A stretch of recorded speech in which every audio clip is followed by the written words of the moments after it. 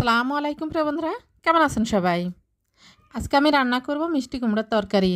মিষ্টি কুমড়াটা আমরা বেশিরভাগ সময়ই ভাজি খাই। তো মাছ দিয়ে তরকারি রান্না করলেও যে এত মজা লাগে, না খেলে আপনারা বুঝতেই পারবেন না যে কতটা ভালো লাগে। তবে কুমড়াটা একটু ভালো হতে হবে। তো এই কুমড়াটা খুবই স্বাদের একটা কুমড়া। তো দেখেন আমি কুমড়াটা কেটে নিয়েছি, সাথে একটা আলু কেটে দিব। এখানে আমি মাছগুলো কেটে ধুয়ে নিয়েছি, মাছগুলোর মাথা ফেলে দিয়েছি। মাছগুলোর নাম সঠিক জানি না। মাছগুলো আমি সামান্য লবণ, সামান্য হলুদের গুঁড়া, সামান্য মরিচ দিয়ে মেখে নিলাম। এখন আমি তেলে ভেজে নেব। মিষ্টি কুমড়াটা ইলিশ মাছ, চিংড়ি মাছ সব মাছ দিয়েই খুবই ভালো লাগে তরকারি রান্না করলে। তো এই মাছটাও বেশ ভালো লাগে খেতে।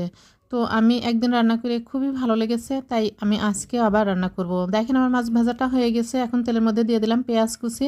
পেঁয়াজটা আমি হালকা করে ভেজে নেব। ভেজে দিয়ে দিলাম 1 চামচ কাঁচামরিচ বাটা, সামান্য হলুদের গুঁড়া দিয়েছি 1/2 চামচ। এখানে দিয়েছি হচ্ছে আদা জিরা বাটা। তারপরে দিয়ে দেব হচ্ছে স্বাদ মতো লবণ। এখন দিয়ে দেব 1/2 চামচ সরিষা বাটা। তারপরে আমি মশলাটা একটু ভালো করে কষিয়ে নিয়েছি। কষানোর পরে দিয়ে দিয়েছি কেটে রাখা কুমড়োগুলো। দিয়ে আমি কুমড়োটা দিয়ে একটু নেড়ে ছেড়ে ঢেকে দিয়েছিলাম। তারপরে আমি কুমড়োটা খুব ভালো করে কষিয়ে নিয়েছি। কষানোর পরে ঝোলের পানিটা দিয়ে দিয়েছি। এখন ফুটে উঠেছে আমার তরকারিটা। এখন ভেজে রাখা মাছগুলো দিয়ে দিলাম। সবাই ভালো থাকেন, সুস্থ থাকেন। আল্লাহ হাফেজ।